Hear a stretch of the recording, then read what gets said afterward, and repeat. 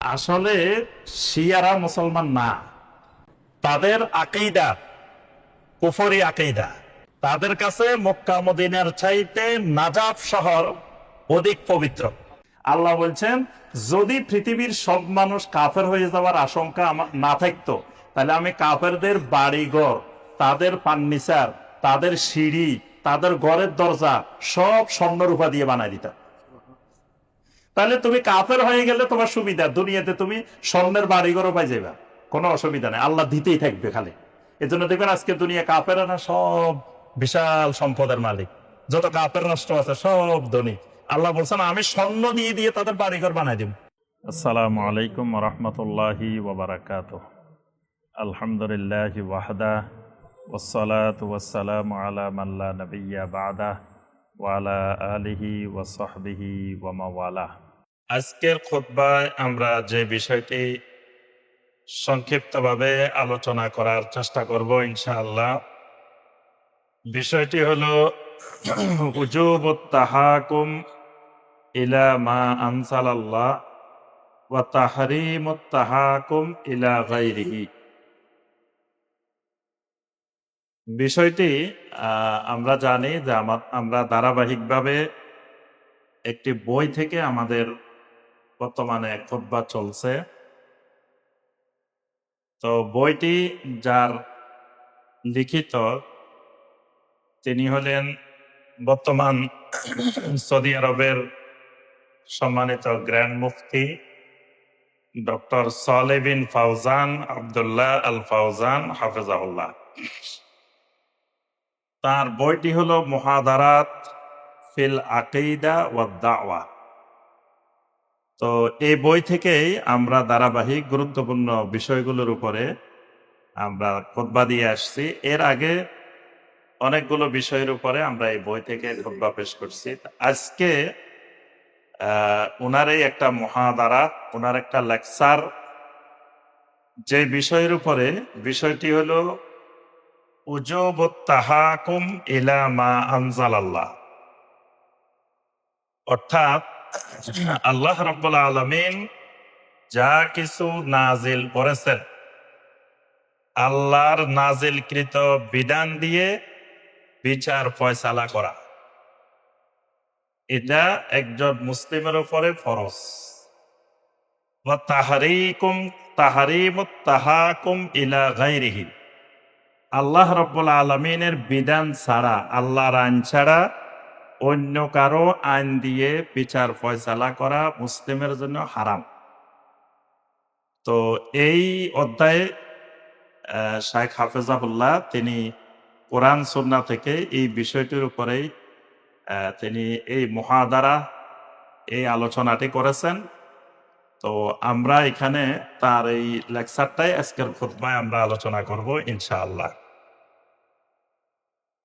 প্রথম কথা, এখানে একটি শব্দ বুঝতে হবে, সেটি হলো আত-তাহাকুম। এই শব্দটা গুরুত্বপূর্ণ বিষয়। বিশেষ করে এই শব্দটা বা এই বিষয়গুলো আমাদের সমাজে, আমাদের দেশে খুব কম আলোচনা হয়। এজন্য সাধারণ জনগণের মধ্যে এই বিষয়গুলো পরিচিত না।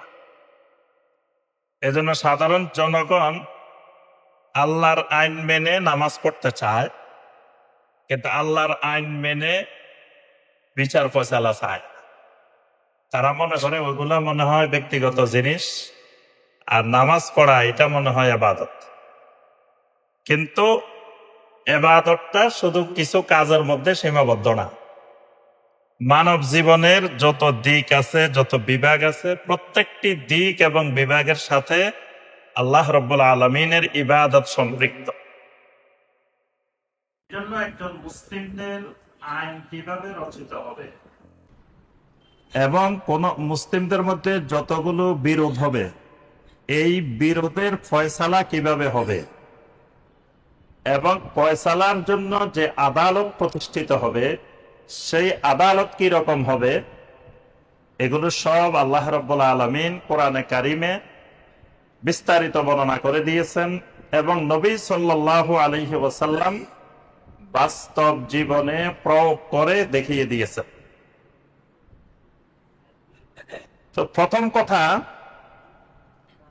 একটি বিষয় আমাদের সমাজে খুবই অপরিচিত, সেটি হলো আল্লাহ রাব্বুল আলামিনের তাওহীদ।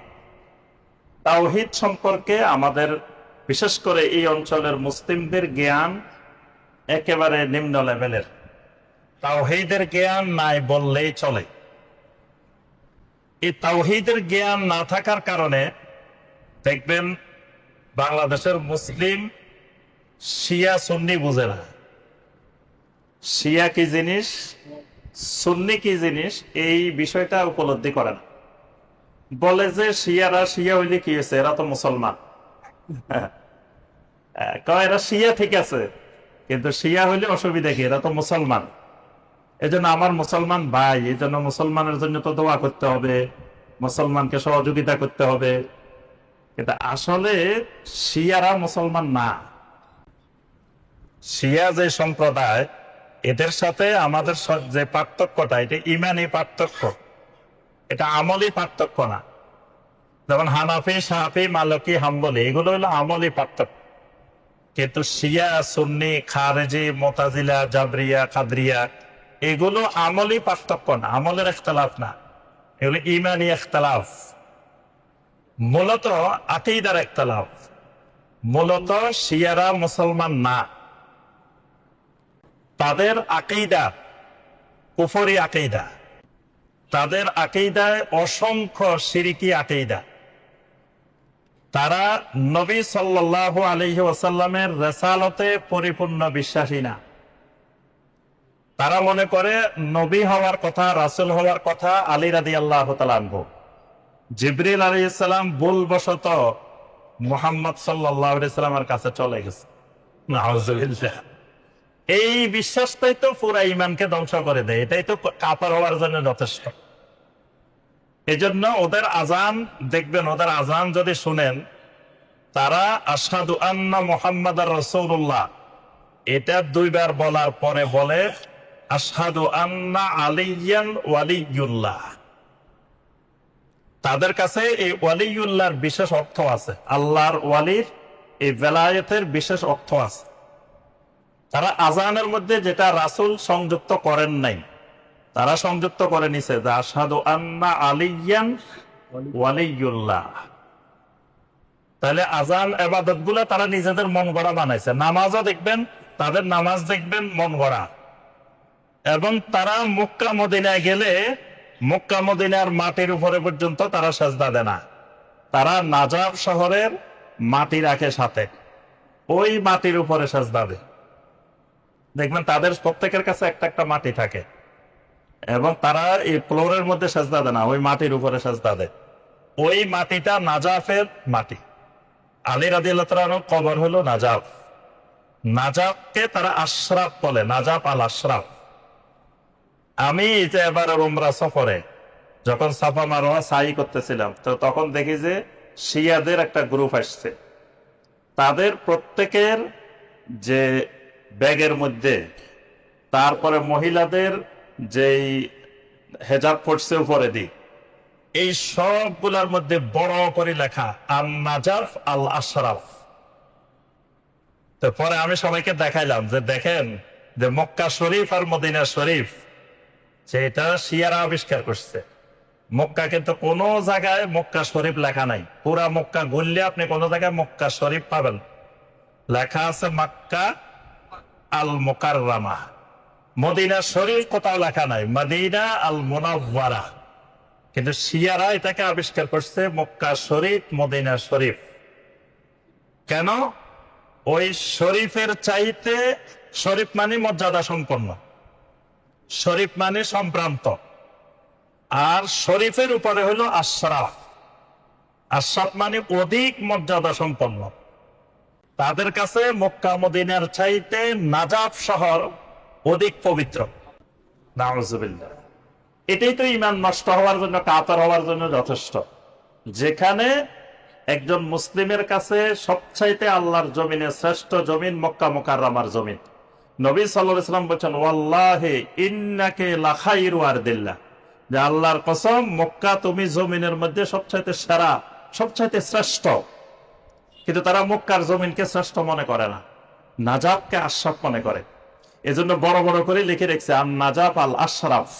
আমি একবার সরাসরি দেখাইলাম সবাই, দেখেন এই আশরাফ থেকেই আসছে এই মক্কা শরীফ, মদিনা শরীফ, মাজার শরীফ, দরবার শরীফ, সব শরীফ। এই শরীফ সব কোরআন শরীফ। কোরআনকে কিন্তু আল্লাহ পাক কোথাও শরীফ বলেন নাই, কিন্তু বাংলাদেশে দেখবেন সবাই বলে কোরআন শরীফ। এগুলো শিয়াদের আবিষ্কার। এগুলো সব শরীফ, মানে এগুলোর উপরে হলো আশরাফ, নাজাব। এই জন্য নাজাবের মাটি ছাড়া তাদের নামাজ হয় না।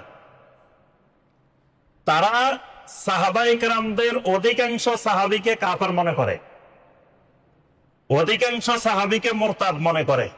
তারা মনে করে নবী সাল্লাল্লাহু আলাইহি ওয়াসাল্লামের ওফাতের পরে অধিকাংশ সাহাবী মুরতাদ হয়ে গেছে, নাউযুবিল্লাহ। এজন্য তারা একটা হাদিসকে বিকৃত করে ব্যাখ্যা করে যে বেদাতীদেরকে যখন হাউজে কাউসারের সামনে নিয়ে যাওয়া হবে, হাউজে কাউসারের সামনে বেদাতীরা যাবে, তখন ফেরেশতারা বাধা দিবে। বাধা দেওয়ার পরে নবী সাল্লাল্লাহু আলাইহি ওয়াসাল্লাম বলবেন হাউলাই আসহাবি, হাউলাই আসহাবি, এরা তো আমার সাহাবী, এরা তো আমার সাহাবী। যে আটকায় দিছে এদেরকে কেন, শব্দটা আসহাবি। এই আসহাবি আবার কোন রাওয়ায়াতে আসছে হাউলাই উম্মতি, দুইটাই আসছে। তো তারা বলে যে এই যে যাদেরকে আটকায় দেওয়া হবে এগুলা সব সাহাবী। কেন আটকায় দিবে? ফেরেশতারা উত্তরে বলবে যে ইন্নাকা লা তাদরি মা আহদাসু বা'দাক, যে আপনি তো জানেন না এরা আপনি দুনিয়া থেকে চলে আসার পরে আপনার রেখে যাওয়া দ্বীনের মধ্যে নতুন নতুন বেদাত সৃষ্টি করছে। তারা বলে যে এই সাহাবীরা নতুন বেদাত মানে আবু বকর, ওমর, ওসমানকে খলিফা বানাইছে, আলীকে না বানাই। এই কারণে এরা জান্নাতে যেতে পারবে না, সাহাবীরা সব মুরতাদ, নাউযুবিল্লাহ। এটাই তো কাফের হওয়ার জন্য, ঈমান চলে যাওয়ার জন্য যথেষ্ট। সাহাবায়ে কেরামের উপরে ঈমান না থাকলে সে কাফের। প্রত্যেক সাহাবী জান্নাতি, প্রত্যেক সাহাবী আদালত, ইনসাফের অধিকারী।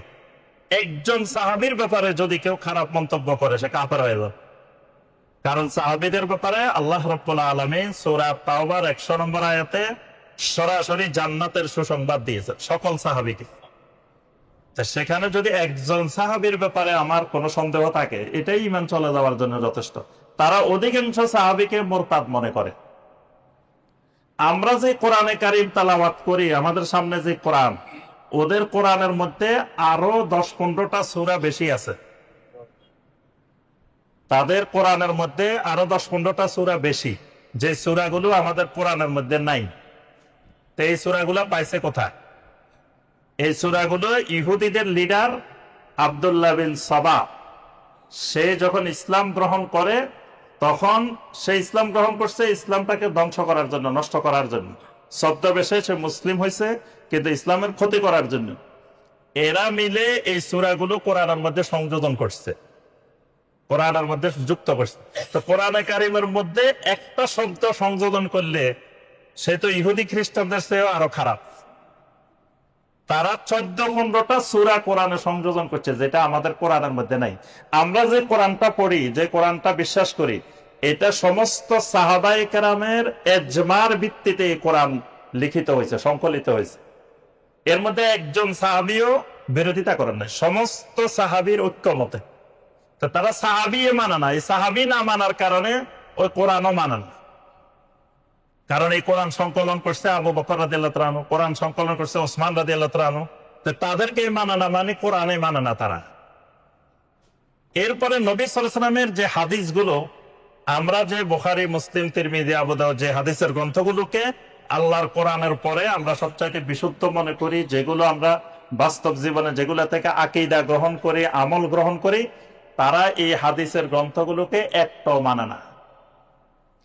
তাদের কাছে যে হাদিসের গ্রন্থগুলো, এগুলা এই হাদিসের গ্রন্থ না, ওগুলা তাদের নিজস্ব আঙ্গিকে সংকলিত কয়েকটা হাদিসের গ্রন্থ আছে, যেগুলো জাল হাদিসে ভর্তি। এবং জাল হাদিসের আবিষ্কারক শিয়ারা, শিয়ারাই লক্ষ লক্ষ জাল হাদিস আবিষ্কার করছে। ওই জাল হাদিসের হাদিসগুলোকে তারা হাদিস মনে করে, আর এই সহিহ হাদিসের হাদিসগুলো তাদের কাছে নাই। তাদের কাছে বুখারী, মুসলিম, তিরমিজি, আবু দাউদ। তারা ইমাম বুখারী, মুসলিমদেরকে কাফের মনে করে। এই হাদিস থাকবে কোথা থেকে? আমাদের হাদিসের গ্রন্থে সবচেয়ে বেশি হাদিস বর্ণনা করছেন আবু হুরায়রা রাদিয়াল্লাহু তাআলা আনহু, তারপরে আব্দুল্লাহ বিন আব্বাস, আব্দুল্লাহ বিন ওমর, আম্মা জান আয়েশা রাদিয়াল্লাহু তাআলা আনহা, তারপরে আবু মুসা আশআরী রাদিয়াল্লাহু তাআলা আনহু, এরকম সাহাবীরা হাদিস বর্ণনা করছেন।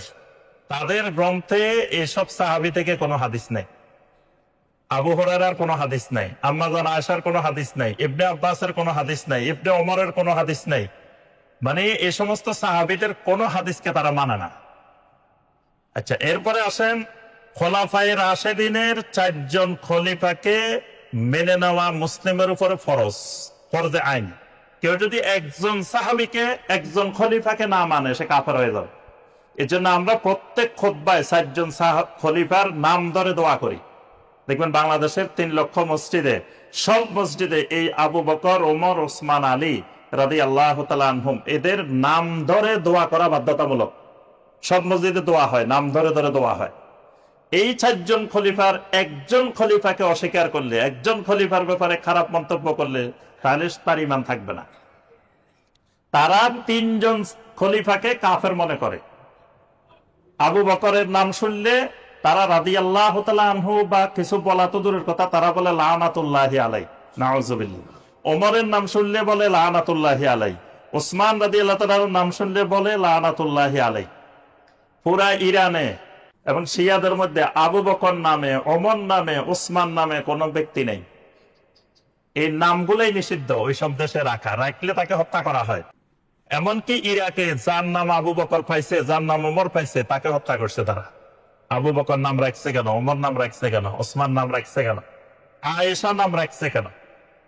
তারা মনে করে নবী সাল্লাল্লাহু আলাইহি সাল্লামের কবরকে তারা এখানে রাখবে না, মদিনা মুনাওয়ারাতে রাখবে না, এখান থেকে তারা নিয়ে যাবে। তারা যদি মক্কা মদিনা দখল করতে পারে বা এখানে ঢুকতে পারে, তাহলে তারা প্রথমে নবী সাল্লাল্লাহু আলাইহি সাল্লামের লাশ মোবারককে, শরীর মোবারককে এখানে রাখবে না। এর আগেও তারা চুরি করার জন্য অনেকবার চেষ্টা করছে। তারা এখান থেকে ইরানে নিয়ে যাবে। তাদের কাছে ইরানের কুম নগরী হলো মানে পবিত্র নগরী, বর্তমানে কুম নগরী, কারণ তাদের ইমামদের মানে মূল পবিত্র শহর হলো কুম। তারা কুম নগরীতে নিয়ে যাবে অথবা নাজাফে নিয়ে যাবে। আবু বকর ওমরকে কবর থেকে তুলে শাস্তি কার্যকর করবে, মুরতাদের শাস্তি কার্যকর করবে। আবু বকর, ওমর, ওসমান 3 জনের কবরে মদিনাতে, 2 জন তো নবী সাল্লাল্লাহু আলাইহি ওয়াসাল্লামের সাথে, আরেকজনের কবর হলো বাকি কবরস্থানে। 3 জনকে কবর থেকে তুলে তারা মুরতাদের শাস্তি কার্যকর করবে। এরপরে আম্মা জান আয়েশা রাদিয়াল্লাহু তাআলা আনহাকে কবর থেকে তুলে তারা জিনার শাস্তি কার্যকর করবে, নাউযুবিল্লাহ। এইভাবে অসংখ্য সাহাবীর ব্যাপারে তাদের পরিকল্পনা আছে। এবং এখন যেই নিরাপদে আমরা যাই মক্কা মদিনায় হজ করি, উমরা করি, তারা যদি মক্কা মদিনা দখল করতে পারে, সুন্নিরা মক্কা মদিনায় প্রবেশ করতে পারবে না। কারণ তাদের দৃষ্টিতে সুন্নিরা কাফের, তাদের দৃষ্টিতে সুন্নিরা কাফের। আমরা কিন্তু শিয়াদের এই আকীদাগুলোকে কুফরি মনে করি, এই আকীদাগুলোকে শিরিক মনে করি, কিন্তু তাদেরকে সরাসরি শিয়া কাফের, আমরা আহলে সুন্নাত ওয়াল জামাত এই ফতোয়া দিই না।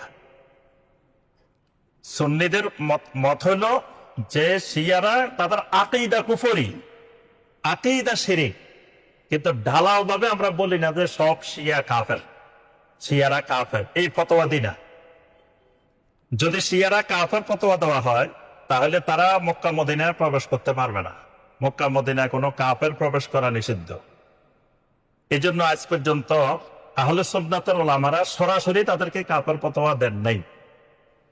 কিন্তু কাফের ফতোয়া দেন নাই বলে আবার এটা মনে করার উপায় নাই যে তারা মুসলিম, তারা আমাদের মুসলিম ভাই। কারণ তাদের আকীদা কুফরি, তাদের আকীদা শিরক।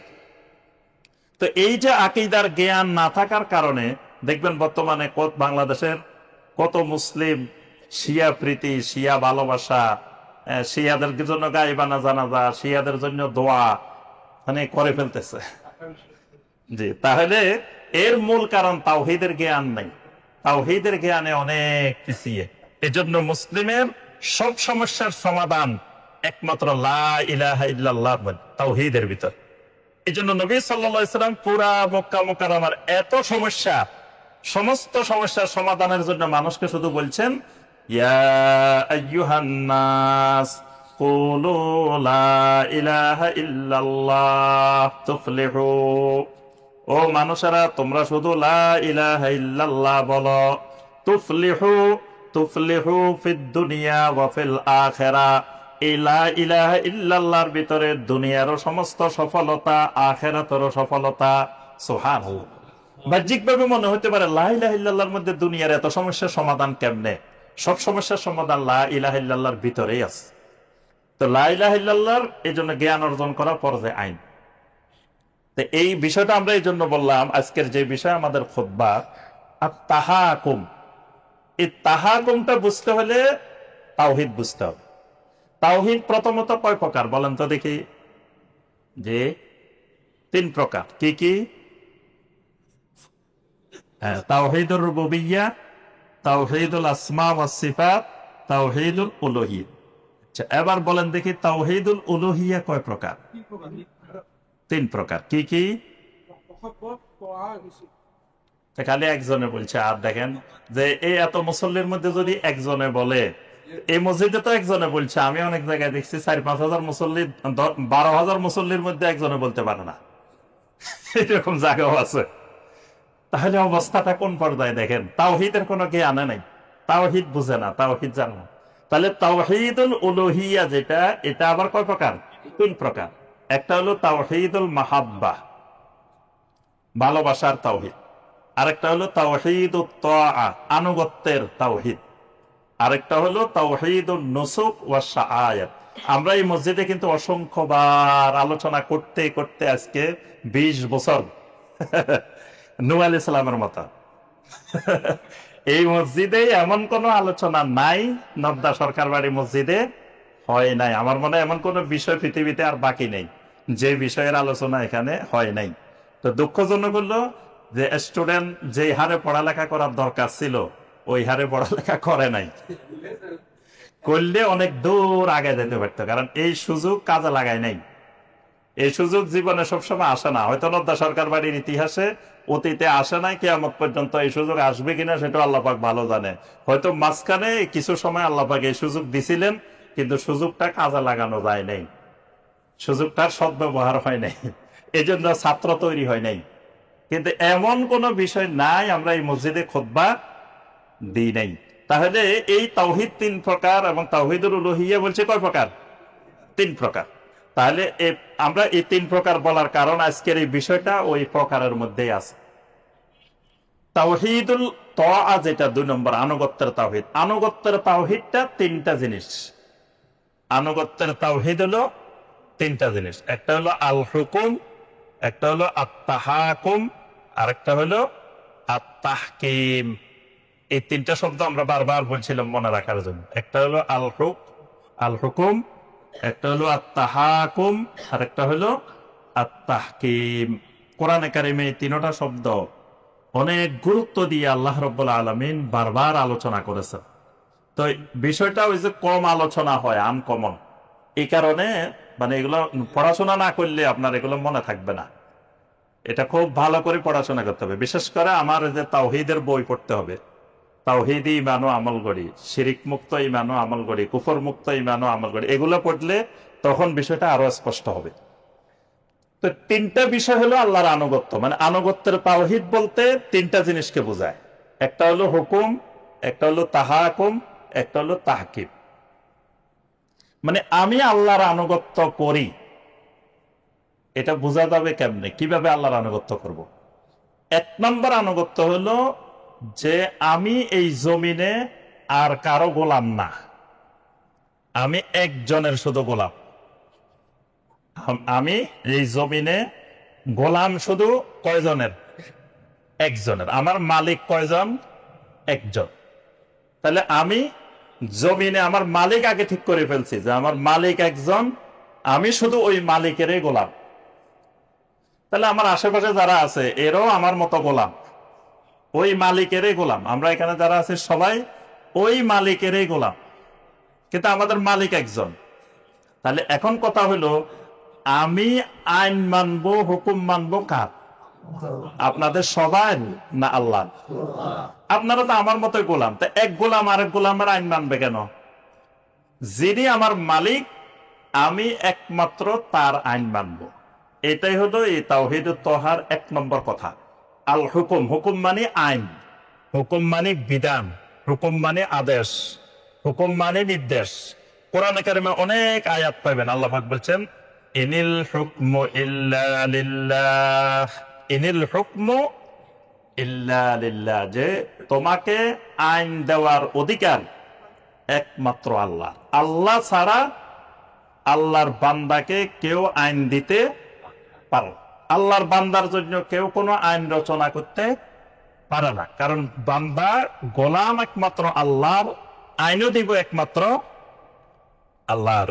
সূরা আল আরাফের 54 নম্বর আয়াতে আল্লাহ রাব্বুল আলামিন আরো স্পষ্ট করে বলছেন আলা লাহুল খালকু ওয়াল আমরু তাবারাকাল্লাহু রাব্বুল আলামিন।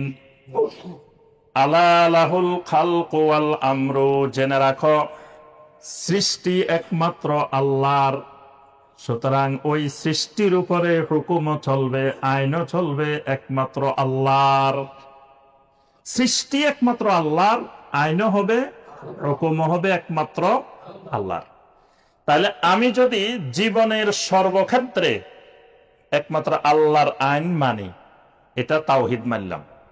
কিন্তু যদি বলি যে না, জীবনের নামাজে গেলে আল্লাহর আইন, কিন্তু আমি অফিসে গেলে তখন বান্দার আইন, নিজের আইন, ইংরেজের তৈরি করা আইন, কাফেরের তৈরি করা আইন, মুশরিকের তৈরি করা আইন, তাহলে তার অর্থ হলো আমার কোরআনে হাদিসে মনে হয় আইন এগুলা নাই, বা আমার ইসলামের মধ্যে আইন এগুলা নাই, যেগুলো ইংরেজদের থেকে আনতে হবে, ইহুদিদের থেকে আনতে হবে, খ্রিস্টানদের থেকে আনতে হবে। তার অর্থ হলো আমি মুনাফেক। এক জায়গায় আল্লাহর আইন মানি, আরেক জায়গায় গেলে আল্লাহর আইন মানি না। তার অর্থ হলো আমার মধ্যে ঈমান নাই, তাওহীদ নাই, তাওহীদ শূন্য।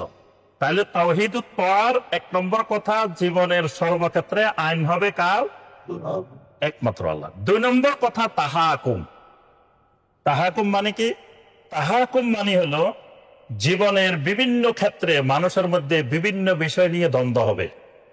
জায়গা জমি নিয়ে দ্বন্দ্ব হইতে পারে, টাকা পয়সা নিয়ে দ্বন্দ্ব হইতে পারে, তারপরে বিভিন্ন অধিকার নিয়ে, স্বার্থ নিয়ে দুইজনের মধ্যে দ্বন্দ্ব হবে। দুইটা বাড়ির মধ্যে দ্বন্দ্ব হইতে পারে, দুইজন মানুষের মধ্যে দ্বন্দ্ব হইতে পারে, দুই পরিবারের মধ্যে দ্বন্দ্ব হইতে পারে, দুইটা গোষ্ঠীর মধ্যে দ্বন্দ্ব হইতে পারে। এরকম দ্বন্দ্ব চলবে কিয়ামত পর্যন্ত, এটা হওয়াটাই স্বাভাবিক।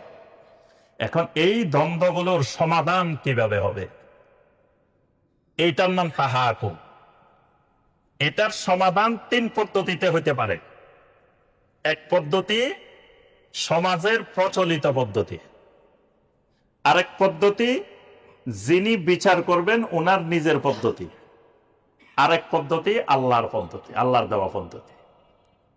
মানে বিচারটা তিন পদ্ধতিতে হইতে পারে। এক পদ্ধতি হলো যিনি বিচার করবেন উনি বললেন যে আমি এখানে লিডার, আমি প্রধান, আমি যা বলি এটাই আইন, তাহলে তার আইনে বিচার হইতে পারে। আরেকটা হইতে পারে যে সমাজে প্রচলিত আছে কিছু নিয়ম কানুন, ওই প্রচলিত নিয়ম কানুন অনুযায়ী বিচার। আরেকটা হইতে পারে আল্লাহর বিধান অনুযায়ী বিচার। তিনটাই তাহাকুম। কিন্তু প্রথম দুই তাহাকুম হলো তাগুতের তাহাকুম। পরবর্তী যে আল্লাহর বিধান অনুযায়ী বিচার, এটা হলো আল্লাহর দেওয়া তাওহীদ।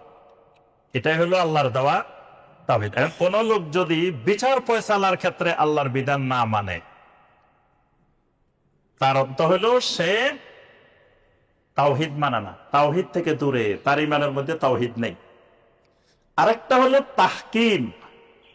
তাহকিম মানে যে আদালত দুইটা আছে আমার সামনে, এক আদালতে গেলে কোরআন সুন্নাহ অনুযায়ী বিচার করবে, আরেক আদালতে গেলে মানুষের তৈরি করা আইন দিয়ে বিচার করবে। একজন মুসলিম যদি ওই কোরআন সুন্নাহর ফয়সালার আদালত বাদ দিয়ে অন্য আদালতে যায়, সে কাফের হইল, তার ঈমান চলে যাবে, তার তাওহীদ নেই। এটাকে বলা হয় তাহকিম। এটার নাম হলো তাহকিম। তাহকিম মানে আদালত, যেখানে বিচার ফয়সালা হয়, এটা হলো তাহকিম। তাহাকুম মানে বিচার ফয়সালার মাধ্যম, দ্বন্দ্ব অবসানের মাধ্যম। তা আজকের খুতবাটা হলো উজুবুত তাহাকুম ইলা মা আনজালাল্লাহ। একজন মুসলিমের উপরে আল্লাহর দেওয়া বিধান অনুযায়ী বিচার ফয়সালা ফরজ, আর আল্লাহর বিধান ছাড়া অন্য বিধান দিয়ে বিচার ফয়সালার জন্য যাওয়া এটা হারাম।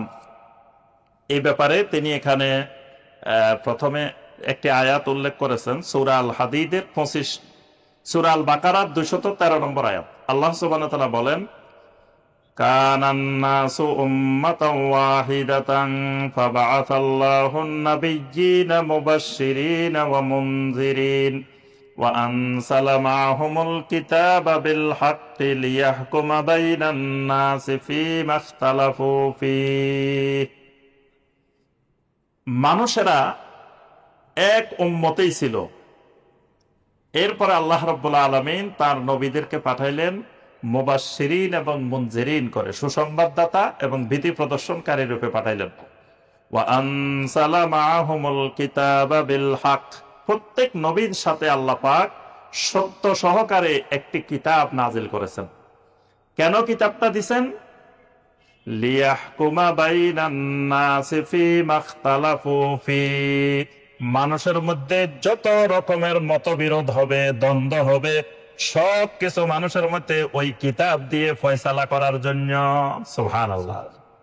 সব নবীদের সাথে আল্লাহ একটা একটা কিতাব দিয়েছেন। কিতাবটা তাবিজ দেওয়ার জন্য নাজিল হয়নি, কিন্তু আমরা এটাকে তাবিজের কাজে লাগাইছি, যে কোরআন দিয়ে তাবিজ।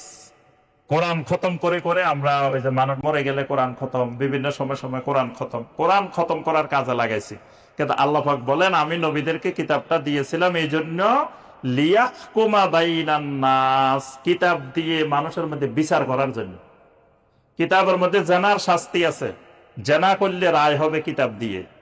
কিতাবের মধ্যে চুরির শাস্তি আছে, চুরি করলে রায় হবে কিতাব দিয়ে। আল্লাহর বিধানের মধ্যে মাদকের শাস্তি আছে, মদ পান করলে তাকে 80 বেত্রাঘাত করো, সেই শাস্তি হবে আল্লাহর বিধান দিয়ে। বেনামাজির শাস্তি আছে আল্লাহর বিধানে, কিন্তু আমাদের দেশে 95% তো বেনামাজি। এজন্য চিন্তা করে যদি আল্লাহর বিধান কার্যকর হয়তো প্রথম তো আমি শাস্তির মধ্যে পড়ে যাবো। এজন্য বেনামাজি আল্লাহর বিধান চায় না, কারণ প্রথম শাস্তি তো বেনামাজির হবে। আল্লাহর বিধান কার্যকর হইলে প্রথম শাস্তি বেনামাজির। বেনামাজিকে ইমাম আবু হানিফা রাহিমাহুল্লাহ বলেন জেলখানা নিয়ে যেতে হবে প্রথমে সব অ্যারেস্ট। বেনামাজি যা আছে, তো বাংলাদেশের জেলখানাতে জায়গায় হবে না, পুরা বাংলাদেশ কারাগার বানাইতে হইব নাকি? সব বেনামাজি আগে জেলখানায় নিবে, জেলখানা নিয়ে নামাজের প্রশিক্ষণ দিতে হবে। দেওয়ার পরে তারা যদি তওবা করে, বলে যে আমরা বাইরে গেলে নিয়মিত 5 ওয়াক্ত নামাজ পড়বো, তাহলে ছেড়ে দেওয়া হবে।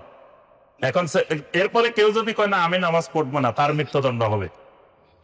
আচ্ছা, এখন ছেড়ে দিল, ছেড়ে দেওয়ার পরে বাইরে হওয়ার পরে যদি আবার নামাজ না পড়ে, তাহলে আবার তাকে জেলখানায় নেওয়া হবে। এইভাবে আবু হানিফা রাহিমাহুল্লাহর মত হলো যতবার নামাজ পড়বে না ততবার জেলে নেওয়া হবে, কিন্তু তাকে মৃত্যুদণ্ড দেওয়া হবে না। কিন্তু অন্য ইমামদের মত হইলো যে সে 1 বার 2 বার 3 বার তাকে এরকম জেলখানায় নিবে, এরপরেও যদি নামাজ ছেড়ে দেয় তাহলে তাকে মৃত্যুদণ্ড দেওয়া হবে। তার অর্থ হলো সে ইচ্ছা করে নামাজ ছেড়ে দিতেছে, সে আল্লাহর বিধান মানতেছে না, সে মুরতাদ, এই জন্য তার মৃত্যুদণ্ড হবে। তারপরে মাদক, যারা মাদক চোরাচালানে জড়িত, মাদক ব্যবসায় জড়িত, তারা কোনোদিন আল্লাহর বিধান চাইবে না, কারণ মাদক পান করলে মাদকের শাস্তি আছে আল্লাহর বিধানে। চোর কোনোদিন চাইবে না যে আল্লাহর বিধান কার্যকর হোক, কারণ চোরের কি হবে? হাত কাটা যাবে। বেপর্দাশীল অশ্লীল মহিলা কোনোদিন চাইবে না যে আল্লাহর বিধান কার্যকর হোক, কারণ আল্লাহর বিধান কার্যকর হলে তার পর্দা করা লাগবে। এই জন্য সে কখনো চাইবে না যে আল্লাহর বিধান কার্যকর হোক। কিন্তু আল্লাহ বলেন আমি কিতাবটা এই জন্যই দিই নবীদের সাথে, লিয়াহকুমা বাইনান নাস, মানুষের মধ্যে এই কিতাব দিয়ে বিচার ফয়সালা হবে। সূরা আল হাদীদের 25 নম্বর আয়াত আল্লাহ পাক বলেন, লাকাদ আরসালনা রুসুলানা বিল বায়্যিনাতি ওয়া আনসালনা মা'হুমুল কিতাবা ওয়াল মিজানা লিয়াকুমান নাসু বিল কিসত, আমি আমার রাসূলদেরকে পাঠিয়েছি বিল বায়্যিনাত, সুস্পষ্ট দলিল প্রমাণ সহকারে। দলিল প্রমাণ মানে মুজিজাত। ওয়া আনসালনা মা'হুমুল কিতাবা ওয়াল মিজান, আর আমার নবীদের সাথে আমি একটা কিতাবও দিই, একটা মিজানও দিই। একটা কিতাব দিই আর কি দিই? মিজান। কিতাব তো বুঝলাম কোরআন, তো মিজানটা কি? নবীরা একটা দাড়িপাল্লা লইয়া তো আল্লাহর কাছ থেকে। মিজান মানে হলো ইনসাফ কায়েমের প্রতীক, মানে আমার নবীরাই জমিনে ইনসাফ কায়েমের, ন্যায় বিচার কায়েমের, মানুষের সুবিচার কায়েমের, তারাই ছিল প্রতীক। তাদেরকে আমি মিজান বানিয়ে পাঠাইতাম, লিয়াকুমান নাসু বিল কিসত, যাতে তারা মানুষকে ইনসাফের উপরে কায়েম করতে পারেন, ইনসাফের উপরে দাঁড় করতে পারেন। তাহলে এই কিতাবটাই হলো, কিতাবেরই আরেকটা নাম হলো মিজান। মানে নবী রাসূলরা যে ইনসাফটা কায়েম করবেন, কি দিয়ে করবেন? ওই কিতাব দিয়েই, ও কোরআন দিয়েই, ওই তাওরাত দিয়ে, ইনজিল দিয়েই তারা মিজান কায়েম করবেন, ইনসাফ কায়েম। অর্থাৎ আল্লাহর আইন ছাড়া পৃথিবীর আর কোন আইনে ইনসাফ কায়েম হয় না। মানব রচিত যত আইন, কোন আইন দিয়ে ইনসাফ কায়েম হয় না, সমস্ত আইন দিয়ে জুলুম কায়েম হয়। মানব রচিত যত তন্ত্র, যত মন্ত্র, যত তন্ত্র আছে দেখবেন, আপনাদের জীবনে কত তন্ত্র দেখছেন, কোন তন্ত্রের মধ্যে ইনসাফ নাই, সমস্ত তন্ত্রই জুলুম তন্ত্র। একমাত্র খেলাফা, একমাত্র এই কোরআনে কারিমের বিধান, আল্লাহর বিধানটাই একমাত্র ইনসাফ কায়েমের প্রতীক। আল্লাহর বিধান ছাড়া আল্লাহর জমিনে আর কোন আইন দিয়ে, কোন বিধান দিয়ে ইনসাফ কায়েম অসম্ভব, ইনসাফ কায়েম হবে না। এই জন্য আল্লাহ পাক বলেন, আমি নবীদেরকে মিজান দিয়েছি। এই আল্লাহর বিধান অনুযায়ী ফয়সালা করাকে আল্লাহ রাব্বুল আলামিন ফরজ করে। এ ব্যাপারে কয়েকটা আয়াত বলবো, আর এরপরে আমরা বলবো আল্লাহর বিধান অনুযায়ী ফয়সালা না করলে শাস্তি কি। এই দুইটা বিষয় একটু একটু বলে আমরা শেষ করবো ইনশাআল্লাহ। প্রথম হলো যে এই যে আল্লাহর বিধান অনুযায়ী পৃথিবীর সর্বযুগে, সর্বস্থানে, সব জায়গায় তাহকিমুশ শরিয়া, উজুবু তাহকিমিশ শরিয়া ফি জামিইল আমকিনা ওয়াল আজমিনা, মানে পৃথিবীর সব জায়গায়, সব সময়ে শরিয়া কায়েম করা ফরজ।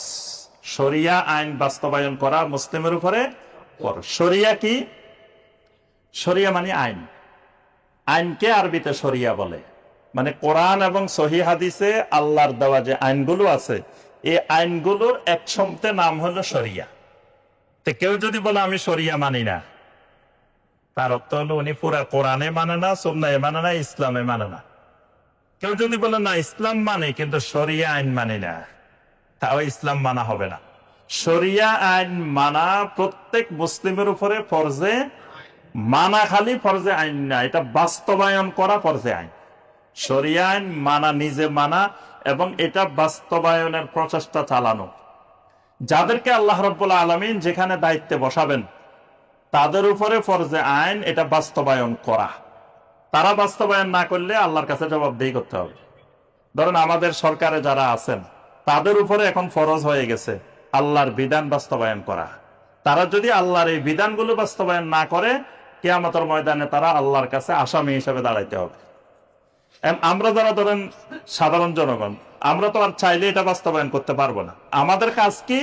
আমাদের কাজ হলো যার পক্ষে যতটুকু সম্ভব, যিনি যে পর্যায়ে আছেন, তিনি মৃত্যু পর্যন্ত চেষ্টা চালাই যাবেন যাতে আল্লাহর আইন বাস্তবায়ন হয়, আল্লাহর বিধান বাস্তবায়ন হয়। আল্লাহ পাক এই চেষ্টাটুকু দেখবেন, আপনার সর্বোচ্চ চেষ্টা করছেন কিনা, আপনার আমার পক্ষে যতটুকু সম্ভব এতটুকু প্রচেষ্টা চালাইছি কিনা যে আল্লাহর আইনগুলো বাস্তবায়নের জন্য।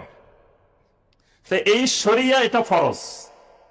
কেউ যদি শরিয়া না মেনে তরিকতে চলে যায়, মারফতে চলে যায়, হাকিকতে চলে যায়, আমার এখন শরীয়তের আইন মানা লাগে না, নামাজ পড়ে না, এমনি আল্লাহর ওলি, তারপরে সুন্নত নাই, সুন্নত মানে না, কোন সুন্নত মানে না, এমনি আল্লাহর ওলি, এগুলো শরীয়তের আইন, এগুলো শরীয়তের বিধান, আমরা তো শরীয়তে নাই, আমরা মারফতে আছি, এরও কাফের। কারণ শরিয়া মৃত্যু পর্যন্ত মানা ফরজ। শরিয়ার বাহিরে মুসলিমের 1 মিনিট যাওয়ার, এর বাহিরে এর আওতা মুক্ত হওয়ার কোন সুযোগ নাই। যদি কেউ মনে করে আমার এখন শরিয়া মানা লাগবে না, তাহলে সে কাফের হয়ে যাবে। মানে শরিয়ার আওতা মুক্ত মনে করলে নিজেকে, এটা ঈমান ভঙ্গের অন্যতম একটি কারণ। এবং মানব জাতির জন্য যত রকমের আইন কানুন দরকার কিয়ামত পর্যন্ত, আল্লাহ রাব্বুল আলামিন সমস্ত আইন কানুন বিধিবিধান কোরআন এবং সুন্নাহর মধ্যে আল্লাহ পাক দিয়ে দিয়েছেন। মানে কোন আইন বাস্তবায়ন করতে গিয়ে মুসলিমদেরকে কোন কাফের থেকে, মুশরিকের থেকে, ইহুদির থেকে, খ্রিস্টান থেকে কোনো কিছু দাঁড় করা লাগবে না। এই জন্য আল্লাহ রাব্বুল আলামিন নবী সাল্লাল্লাহু আলাইহি ওয়াসাল্লামের বিদায় হজের সময় আরাফার ময়দানে সূরা আল মায়েদার 3 নম্বর আয়াতে কারিমা নাজিল করে আল্লাহ পাক বলছেন, আল-ইয়াউমা আকমালতু লাকুম দীনাকুম ওয়া আতমামতু আলাইকুম নি'মাতি ওয়ারাদিতু লাকুমুল ইসলাম দীনা। সুবহানাল্লাহ।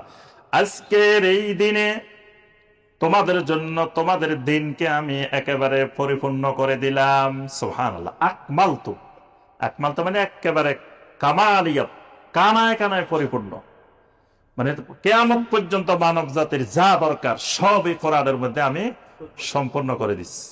ওয়া আতমামতু আলাইকুম নি'মাতি, আমার নিয়ামতকেও তোমাদের উপরে পরিপূর্ণ করে দিলাম। আমার নিয়ামত মানে ঈমান, ঈমানকেও আজকে পরিপূর্ণ করে দেওয়া হলো। ওয়া রাদিতু লাকুমুল ইসলাম দীনা, কিয়ামত পর্যন্ত তোমাদের জন্য ইসলামকে একমাত্র দিন হিসাবে আমি মনোনীত করে দিলাম। সুবহানাল্লাহ। এরপরে সূরা আন-নাসার 59 নম্বর আয়াত, আল্লাহ পাক বলেন, ফাইন তানাযাআতুম ফি শাইইন ফারুদ্দুহু ইলাল্লাহি ওয়ার রাসূল, যদি তোমাদের মধ্যে কোনো বিষয়ে মতবিরোধ দেখা দেয়, তোমাদের মধ্যে কোনো বিষয়, জায়গা জমি নিয়ে মতবিরোধ দেখা দিচ্ছে, সম্পত্তি বন্টন নিয়ে মতবিরোধ দেখা দিচ্ছে, তারপরে কোনো টাকা পয়সা নিয়ে মতবিরোধ দেখা দিচ্ছে, কোনো অধিকার নিয়ে মতবিরোধ দেখা দিচ্ছে, তখন তোমরা কি করবে? ফারুদ্দুহু ইলাল্লাহি ওয়ার রাসূল, তোমরা ফিরে যাবে আল্লাহ এবং রাসূলের দিকে। ইন কুনতুম তুমিনুনা বিল্লাহি ওয়াল ইয়াউমিল আখির, যদি তোমরা সত্যিকারের আল্লাহ এবং আখিরাতের উপরে ঈমান আনো, আল্লাহ এবং আখিরাতের উপরে যদি ঈমান আনো, তাহলে তোমরা এর সমাধান খুঁজবা আল্লাহ এবং রাসূলের দেওয়া বিধানের মধ্যে। অন্য বিধানের মধ্যে গিয়ে তোমাদের এই মতবিরোধ সমাধান করার সুযোগ নাই। ওই ঘটনা আমরা সবাই জানি। এক ব্যক্তি নবী সাল্লাল্লাহু আলাইহি সাল্লামের কাছে বিচারের জন্য আসছে, এক মুসলিম আর এক ইহুদি। নবী সাল্লাল্লাহু আলাইহি সাল্লাম যে রায়টা দিবেন, রায়টা গেছে ইহুদির পক্ষে। এখন এ মনে করলো যে আল্লাহ রাসূলের বিচারটা সঠিক হয় নাই, নাউজুবিল্লাহ। ওমরের কাছে গেলে বিচারটা সঠিক পাওয়া যায়। তো ইহুদিকে নিয়ে ওমরের কাছে গেছে। ওমর রাদিয়াল্লাহু তাআলা আনহু জিজ্ঞাসা করলেন, তুমি কি বিচারটা নিয়ে আগে কারো কাছে গেছো? বলে যে হ্যাঁ, আল্লাহ রাসূল সাল্লাল্লাহু আলাইহি ওয়াসাল্লামের কাছে গেছি, আল্লাহ রাসূল এটা ফয়সালা দিছে। তো বললেন, তুমি বসো, আমি একটু আসতেছি, তোমার রায় একটু পরে দেওয়া হবে। ওমর রাদিয়াল্লাহু তাআলা আনহু এসে ওই মুসলমানটাকে হত্যা করলেন, এটাই তার রায়। এখন সবাই বলতেছে যে ওমর একজন মুসলমান মারি ফেলছে, একজন মুসলমান মারি ফেলছে। হ্যাঁ, আল্লাহ রাব্বুল আলামিন তখন সূরা আন-নাসার 65 নম্বর আয়াতে কারিমা নাযিল করে বলে দিলেন, ওমর কোন মুসলমান মারে নাই, ওমর একজন মুরতাদ, একটা কাফেরকে হত্যা করছে। এটা মুরতাদের শাস্তি এটাই। মানে ওমরের পক্ষে আল্লাহ পাক আয়াত নাযিল করে সার্টিফিকেট দিবেন। কারণ যেই লোক আল্লাহ রাসূলের বিচার মানতে পারে না, আল্লাহ রাসূলের বিচারের পরে অন্যের কাছে বিচারের জন্য যায়, সে মুসলিম না। এজন্য আল্লাহ পাক আল্লাহর নিজের কসম করে বলতেছেন, ফালা ওয়া রাব্বিকা লা ইউমিনুন, ফালা ওয়া রাব্বিকা, কখনো নয়, আপনার রবের কসম, লা ইউমিনুন, ওই মানুষগুলা কোনোদিন ঈমানদার হইতে পারে না, হাত্তা ইউহাক্কিমুকা ফীমা শাজারা বাইনাহুম, তাদের মধ্যে মতবিরোধের ব্যাপারে আপনি যখন ফয়সালা দিয়ে দিবেন, সুম্মা লা ইয়াজিদু ফি আনফুসিহিম হারাজাম মিম্মা কাদাইতা, আপনার এই ফয়সালার ব্যাপারে যদি তাদের অন্তরের মধ্যে সামান্যতম দ্বিধা সংকোচ থাকে, সংকীর্ণতা থাকে, ওয়া ইউসাল্লিমু তাসলিমা, আপনার বিচারের সামনে, আপনার ফয়সালার সামনে যদি সে পরিপূর্ণরূপে আত্মসমর্পণ করতে না পারে, তাহলে আপনার রবের কসম, এই লোক কোনোদিন ইমানদার হইতে পারে না। তাহলে বোঝা গেল নবী সাল্লাল্লাহু আলাইহি ওয়াসাল্লামের সহিহ হাদিস পাওয়ার পর, ওইটাও রাসূলের ফয়সালা, সহিহ হাদিসগুলো রাসূলের ফয়সালা। এই আয়াত দ্বারা বোঝা যায় রাসূলের সহিহ হাদিস কেউ না মানলে সেও মুসলমান না, সেও কাফের হয়ে যাবে। যদি কেউ বলে না আমি এটা মানি না, কারণ নবী সাল্লাল্লাহু আলাইহি ওয়াসাল্লামের ওই হাদিস, সহিহ হাদিস যা আছে, এগুলো সব রাসূলের ফয়সালা। রাসূলের ফয়সালা পাওয়ার পরে ওই ফয়সালার সামনে আত্মসমর্পণ না করলে সেও মুসলিম হইতে পারে। তাহলে বোঝা যায় এখানেও আল্লাহ রাব্বুল আলামিন নবী সাল্লাল্লাহু আলাইহি ওয়াসাল্লামের ফয়সালা মানে আল্লাহ রাসূল তো এটা আল্লাহর বিধান অনুযায়ী ফয়সালা দিয়েছেন। এজন্য কেউ যদি আল্লাহর আইনের সামনে আত্মসমর্পণ না করে, সেও আল্লাহ বলছেন মুমিন হইতে পারেন। যদি কেউ কোরআনের কিছু অংশ মানে, কিছু অংশ মানে না, যদি বলে যে না, নামাজের বিধানগুলা ঠিক আছে, রোজার গুলা ঠিক আছে, হজ ঠিক আছে, এগুলা ভালো, কিন্তু আবার ওই যে আইন কানুন যেগুলো আছে, শরিয়া বিধ আইন, এগুলো ভালো না, এগুলা তো এই যুগে প্রযোজ্য না, তাহলে এই লোকও কাফের, এই লোকও মুনাফিক এবং কাফের। আল্লাহ পাক কোরআনে কারিমে সূরা আল বাকারার 85 নম্বর আয়াতে আল্লাহ পাক বলছেন, আফাতুমিনুনা বিবাদিল কিতাবি ওয়া তাকফুরুনা বিবাদ, তোমরা কি আল্লাহর কিতাবের কিছু অংশ মানো আর কিছু অংশ অস্বীকার করো? ফামা জাযাউ মান ইয়াফআলু যালিকা মিনকুম ইল্লা খিজিউন ফিল হায়াতিদ দুনিয়া, যদি তোমাদের পরিণতি এরকম হয়, অবস্থা এরকম হয়, তোমরা কোরআনের কিছু মানবা, কিছু মানবা না, রমজান আসলে রোজা রাখবা, এই বিধান মানবা, ভালো কথা, নামাজের টাইমে নামাজ পড়বা, এটাও মানবা, কিন্তু আল্লাহর আইন আদালতে বাস্তবায়ন দরকার, বিভিন্ন জায়গায় বাস্তবায়ন দরকার, এইটা আবার মানতে রাজি না। আল্লাহ বলছেন এই অবস্থা যতদিন চলবে, দুনিয়ার জীবনে তোমরা লাঞ্ছনা গঞ্ছনার মধ্যে থাকবে, তোমরা জীবনে শান্তি পাবে না। মানে এটা আল্লাহর পক্ষ থেকে তোমাদের জন্য খিজিউন ফিল হায়াতিদ দুনিয়া, মানে কোরআনকে মানলে পুরা মানবা, না মানলে পুরা মানিও না, পুরা না মানলে কিন্তু দুনিয়াটা খুব আরামদায়ক হয়ে যাবে। এটা আজকে আমাদের তাফসিরে আছে, সূরা যুখরুফের মধ্যে আছে।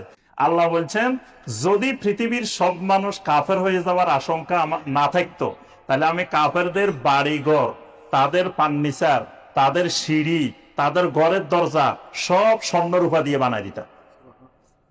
তাহলে তুমি কাফের হয়ে গেলে তোমার সুবিধা, দুনিয়াতে তুমি স্বর্ণের বাড়িঘরও পাই যাবে, কোনো অসুবিধা নেই, আল্লাহ দিতেই থাকবে খালি। এজন্য দেখবেন আজকে দুনিয়া কাফেরা সব বিশাল সম্পদের মালিক, যত কাফের রাষ্ট্র আছে সব ধনী। আল্লাহ বলছেন আমি স্বর্ণ দিয়ে দিয়ে তাদের বাড়িঘর বানাই দিব। কিন্তু কোরআনের কিছু মানবে, কিছু মানবে না, এই অবস্থার মধ্যে থাকলে ইল্লা খিজিউন ফিল হায়াতিদ দুনিয়া, দুনিয়ার জীবনে তোমাদের জন্য লাঞ্ছনা অপমান ছাড়া আর কিছু থাকবে না। ওয়া ইয়াউমাল কিয়ামাতি ইউরাদ্দুনা ইলা আশাদ্দিল আযাব, আবার কিয়ামতের দিন তোমাদেরকে কঠিন আযাবের দিকে নিক্ষেপ করা হবে। সূরা আল বাকারা 208 নম্বর আয়াত, ইয়া আইয়ুহাল্লাযীনা আমানু দুখুলু ফিস সিলমি কাফাহ, ও ঈমানদাররা ইসলামের ভিতরে একেবারে পুরাপুরি সম্পূর্ণরূপে ঢুকে যাও। কিছু ইসলামের ভিতরে, কিছু ইসলামের বাইরে, এই অবস্থায় থাকার তোমার সুযোগ নাই। উদখুলু ফিস সিলমি কাফাহ, কাফা মানে একেবারে পরিপূর্ণরূপে। যদি বলে যে না আমার অর্ধেক ইসলামের মধ্যে থাকবো আর অর্ধেক বাইরে থাকবো, এই সুযোগ নেই। ওয়ালা তাত্তাবিউ খুতুওয়াতিশ শাইতান, তবে শয়তান চাইবে না তুমি পরিপূর্ণরূপে আল্লাহর বিধানের মধ্যে ঢুকো, ইসলামের মধ্যে ঢুকো। শয়তান চাইবো কিছু তোমার ইসলামের বাইরে থাক, কিছু ইসলামের ভিতরে থাক। এই জন্য আল্লাহ পাক সাথে সাথে সতর্ক করে দিয়েছেন, ওয়ালা তাত্তাবিউ খুতুওয়াতিশ শাইতান, খবরদার শয়তানের খুতুয়ার অনুসরণ করিও না। এরপরে যদি মানে কিছু বিধান আল্লাহর মানা হয়, কিছু আল্লাহর না মানা হয়, তাহলে যেই অংশটুকু আল্লাহর বিধান মানা হবে না, সেই অংশটুকু শয়তানের আনুগত্য হবে। মানে তাওহীদ, এটা আনুগত্যের তাওহীদ। তাহলে আনুগত্যের তাওহীদের ক্ষেত্রে মানে যদি আল্লাহর বিধানের কিছু অংশ আল্লাহর অনুযায়ী মানি আর কিছু অংশ আল্লাহর বিধান মানি না, যেই অংশ মানি না এটা কিন্তু শয়তানের আনুগত্য, শয়তানের ইবাদত, সেটাও কিন্তু আনুগত্যের বাহিরে না।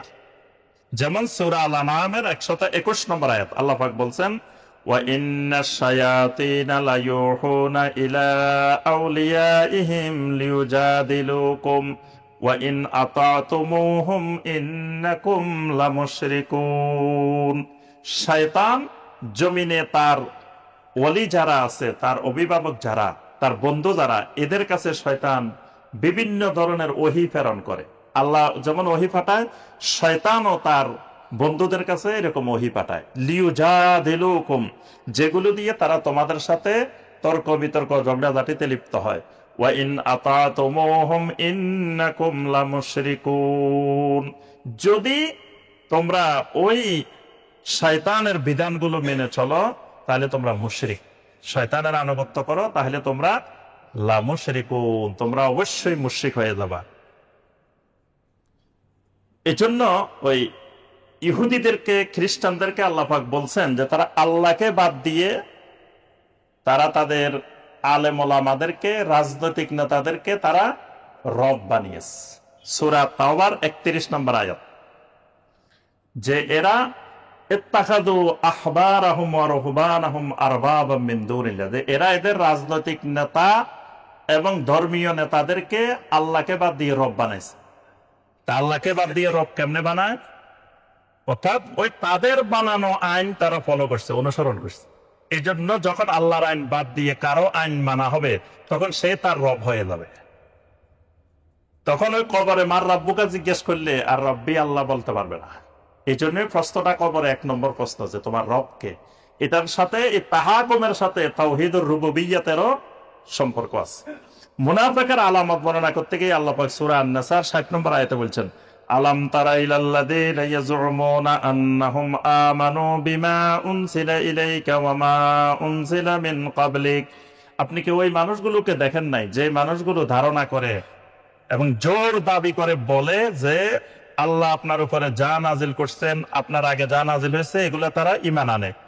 ইউরিদুনা আইয়াতাহাকামু ইলা তাগুত, তারা দাবি করে তারা আল্লাহর বিধানের উপরে ঈমান আনে, কিন্তু আইয়াতাহাকামু ইলা তাগুত, কিন্তু যখন তাদের বিচার ফয়সালার দরকার হয়, তখন বিচার ফয়সালার জন্য কোথায় যায়?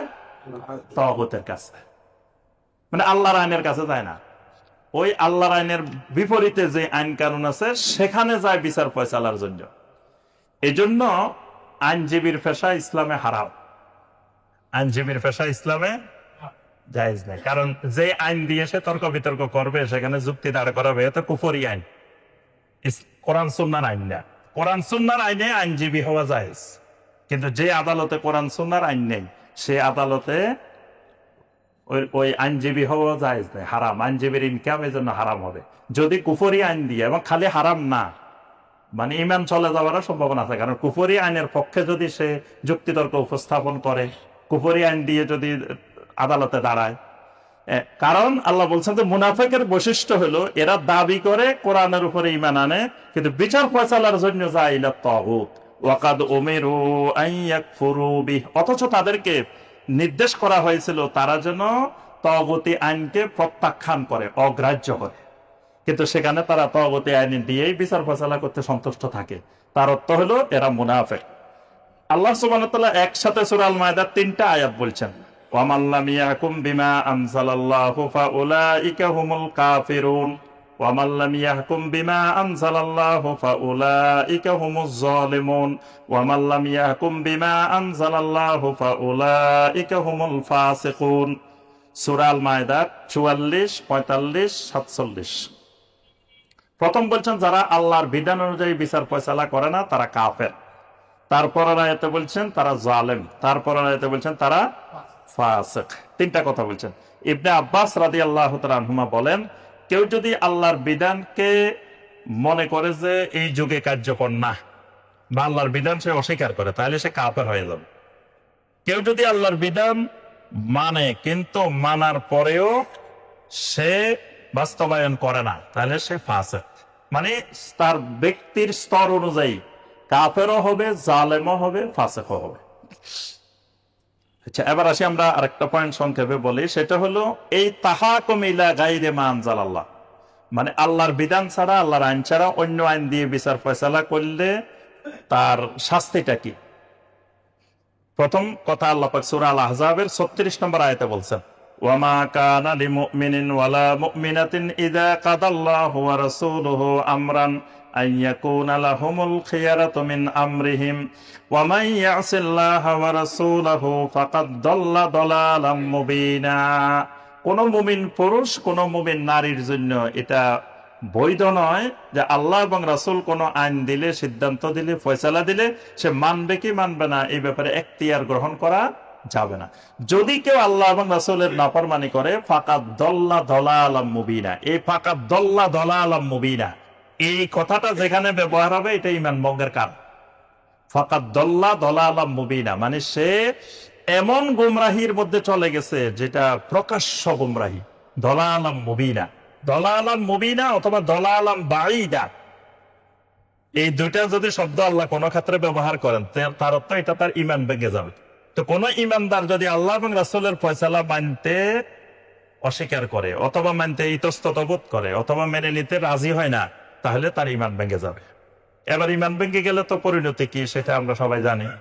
সূরা নূরের 63 নম্বর আয়াত, ফালিয়াহদারিল্লাযীনা ইউখালিফুনা আন আমরিহি আন তুসিবাহুম ফিতনা আও ইউসিবাহুম আযাবুন আলীম। এখানে বলছেন যে রাসূলের নির্দেশের মুখালাফত করলে তাকে ফিতনা গ্রাস করবে আর তাকে আযাবে আলীমের মধ্যে, বেদনাদায়ক আযাবের মধ্যে নিপতিত হইতে হবে। এভাবে এই বিষয়ে অনেকগুলো আয়াত আছে, অনেকগুলো আয়াত এবং হাদিস এই বিষয়ে আছে। অর্থাৎ আল্লাহ রাব্বুল আলামিনের বিধান যদি সে অকার্যকর মনে করে বা আল্লাহর বিধান বাস্তবায়নের জন্য সে প্রচেষ্টা না চালায়, তাহলে তার ইমানই থাকবে না। কারণ এটা ফরজ, ফরজে আইন, ফরজে কাফায়া বিষয়ও না। কোরআন মানতে হলে, আল্লাহর দিন মানতে হলে আল্লাহ রাব্বুল আলামিনের বিধানগুলো, শরিয়ার বিধানগুলো মানা প্রত্যেক মুসলিমের উপরে ফরজ। আল্লাহ রাব্বুল আলামিন আমাদের সবাইকে কোরআনে কারিমের এই বিধান, আল্লাহর এই বিধানকে মেনে চলার তৌফিক দান করুন। তাহাকুম ইলা মা আনজালাল্লাহ এবং তাহাকুম ইলা গায়রিহি সম্পর্কে আমাদেরকে জানার, বোঝার, এই আলোকে আমাদের জীবনকে গড়ার আল্লাহ পাক তৌফিক দান করুন। আল্লাহ পাক আমাদের সাধ্য অনুযায়ী আমাদেরকে তাহাকুম ইলা মা আনজালাল্লাহর দিকে ধাবিত হওয়ার, এই লক্ষ্যে প্রচেষ্টা চালানোর আল্লাহ রাব্বুল আলামিন আমাদের সবাইকে তৌফিক দান করুন। এবং যারা আমাদের উলিল আমর আছেন, প্রশাসনে আছেন, রাষ্ট্রে আছেন, আল্লাহ রাব্বুল আলামিন তাদেরকে আল্লাহর আইন বাস্তবায়ন করার তৌফিক দান করুন। আল্লাহ রাব্বুল আলামিন তাদেরকে রহম করুন এবং তাদেরকে দিয়ে আল্লাহ পাক আল্লাহর বিধান বাস্তবায়ন করে কুফরি তাগুতি আইনকে দূর করার আল্লাহ পাক তৌফিক দান করুন। আমিন ইয়া রাব্বাল আলামিন। সুবহানাকা আল্লাহুম্মা বিহামদিকা আশহাদু আল্লা ইলাহা ইল্লা আনতা আস্তাগফিরুকা ওয়া আতুবু ইলাইক।